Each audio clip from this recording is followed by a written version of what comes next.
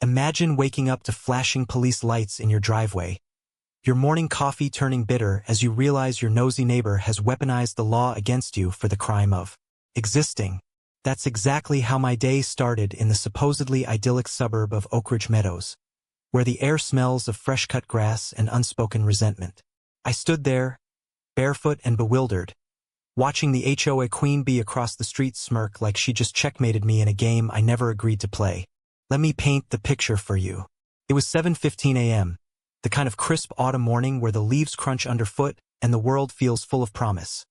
Unless you're me, Alex Rivera, 52, a former IT consultant who traded corporate cubicles for a quiet retirement plot. I'd bought this half-acre slice of American dreams 6 months prior. Cash in hand, deed spotless, dreaming of turning the old shed into a home office where I could tinker with code and sip whiskey without a boss breathing down my neck. But Oak Ridge Meadows?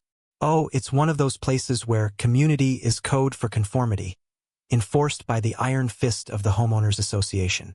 And at the helm was Karen Whitaker, Ms. Whitaker, as she insisted everyone call her, the self-anointed guardian of curb appeal and moral superiority. Karen was the epitome of suburban satire. Mid-50s, peroxide blonde bob haircut sharper than her tongue, always in pastel cardigans that screamed, "I'm approachable," while her eyes said, "Cross me and I'll bury you in paperwork." She'd been HOA president for a decade, ruling with a smile that could curdle milk. We're all about preserving property values. She'd coo at meetings, but everyone knew it was about preserving her ego. Rumors swirled that she'd once fined a family $500 for a bird feeder that attracted unsightly wildlife. You know, birds. But me, I wasn't even supposed to be under her thumb. My land was just outside the HOA boundary, confirmed by surveys I double-checked like a paranoid conspiracy theorist.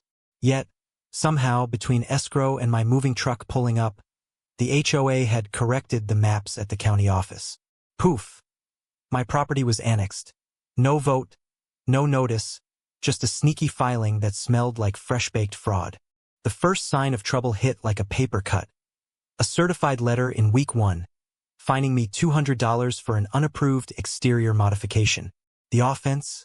My existing fence, which had stood there since the Nixon administration. I chuckled at first, thinking it was a mix-up.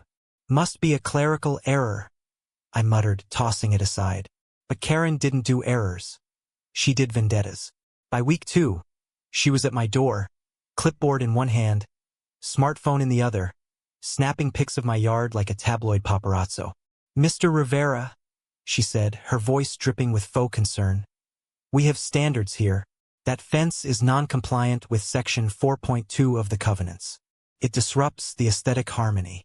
I leaned against the doorframe, arms crossed. Aesthetic harmony? Is a chain-link fence, Karen. Keeps the deer out. And last I checked, I'm not in your HOA. Her smile tightened, like a rubber band about to snap. "Oh, but you are now." The board approved the boundary adjustment for the greater good. Think of the children. Proper lines mean safer neighborhoods. She handed me a pamphlet titled, "Welcome to Oak Ridge. Rules for a Better Tomorrow," as if I were a wayward soul in need of salvation. I took it, flipped through the pages of absurdities. Bans on visible trash cans, mandatory lawn heights between 2.5 and 3 inches, and handed it back. Thanks, but no thanks. I'll pass on the cult membership. That was my first mistake. Politeness with a side of sarcasm.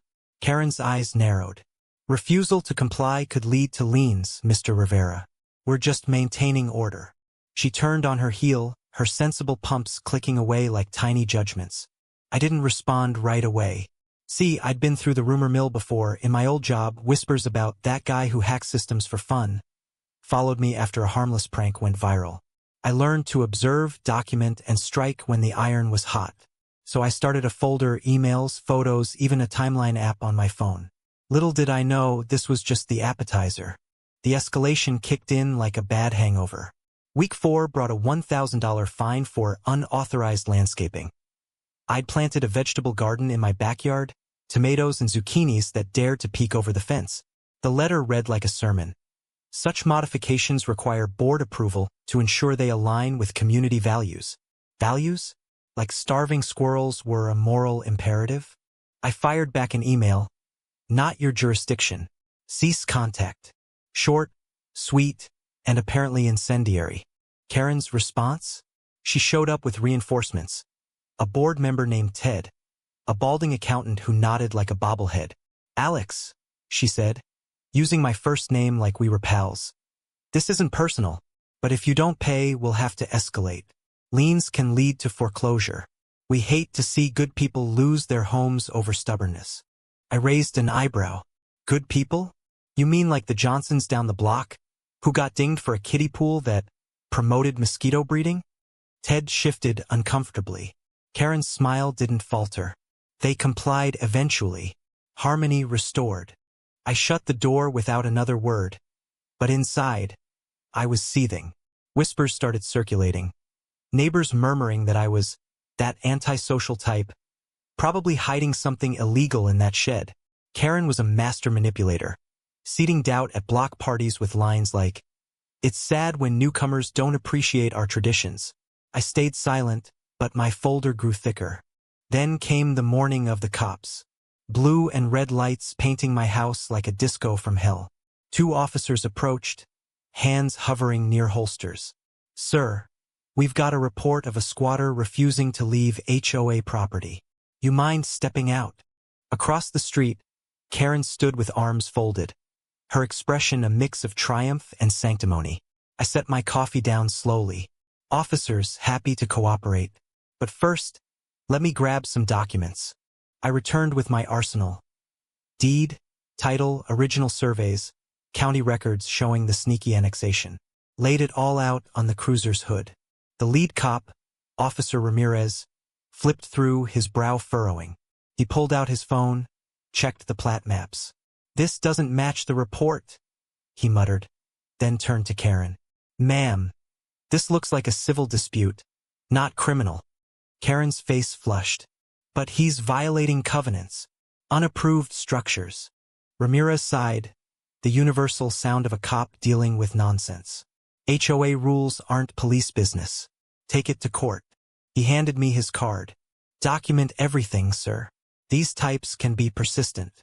Karen stormed off, her SUV squealing like her wounded pride. I watched her go, thinking, game on. That afternoon, I called my old college buddy, Sarah Klein, a sharp-tongued lawyer in her late 40s who'd once shredded a corporate giant in court over data privacy. "Alex, this annexation without notice? That's textbook fraud," she said over the phone, her voice crackling with glee. "Send me everything." She drafted a cease and desist that night, demanding retraction of fines and threats. I mailed it certified, imagining Karen's face as she signed for it. But Karen didn't fold. She doubled down like a gambler on tilt. She convened an emergency board meeting, painting me as a rogue element endangering the neighborhood. "This outsider threatens our way of life," she reportedly said, according to a leaked minute from a sympathetic neighbor. Her puppet board, Ted the yes man, plus 2 retirees who feared her wrath, voted to sue. Whispers turned to outright gossip. I overheard at the grocery store, heard Rivera's running an illegal business from home. Lies, courtesy of Karen's rumor factory. A young family, the Patels, confided in me over fence chats. They'd been fined $3,000 for solar panels that clashed with the roof aesthetic.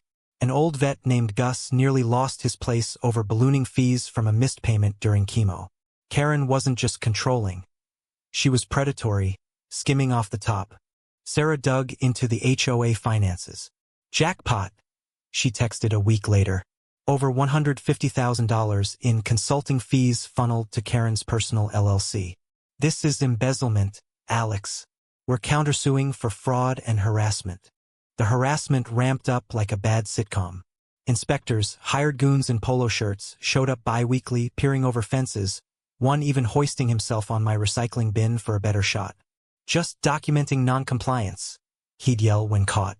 One dawn, I woke to my mailbox and shed plastered with neon orange stickers. "Violation.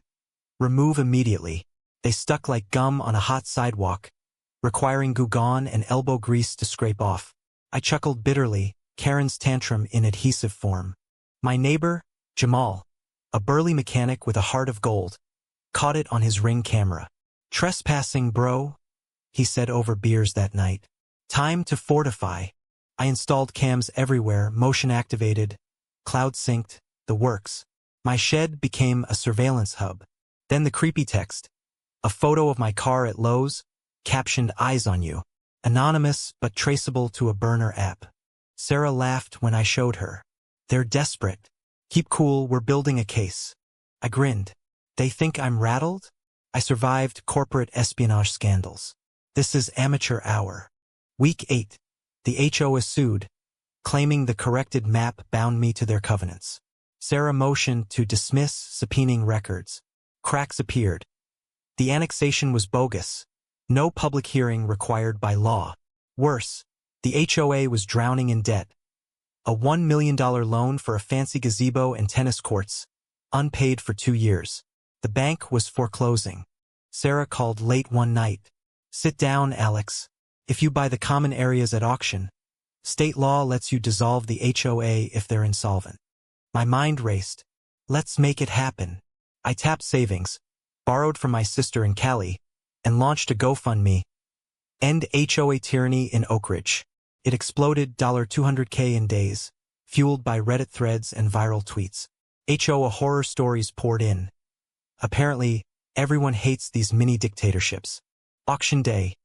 Karen arrived in a power suit, glaring like a scorned villain. The auctioneer droned, opening at $800,000. I bid $825,000. Crickets. Sold.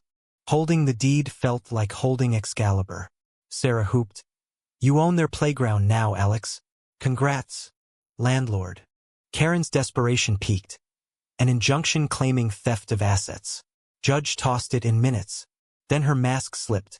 She spun fake social media accounts, accusing me of being a shady developer plotting to flip the hood.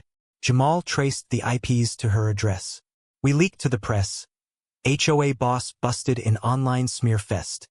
The tide turned. Neighbors rallied. 15 families formed a group, sharing tales in backyards. Bogus fines, intimidation, foreclosures that smelled fishy. Sarah uncovered the big one. Board members, including Karen, used HOA cash to snag 3 distressed homes cheap, flipping them for profit. Racketeering city. We filed RICO charges. Karen sensed doom. She appeared at my door one rainy morning, disheveled, no makeup armor. "Alex, please," she whimpered. "Dissolving the HOA ruins me. My career, my standing." I leaned in. "Funny, you didn't care about ruining the Patels or Gus. Community standards, right?" Tears streaked. "It's for the greater good." "No," I said softly. "It's for your wallet." Court day. Packed gallery, reporters salivating. Karen dragged in a green lawyer who stammered objections from outdated precedents. Sarah laid it bare. Fraud, insolvency, illegal acts. Karen erupted. "Your Honor, this man's a manipulator. He doesn't belong." Judge banged the gavel. "Sit down, Ms. Whitaker." Then the door swung open. DA's detective with warrants. Embezzlement, fraud, conspiracy. Cuffs clicked. Karen wailed. "You destroyed me." I stayed silent. Karma speaks louder. Judge ruled. HOA dissolved.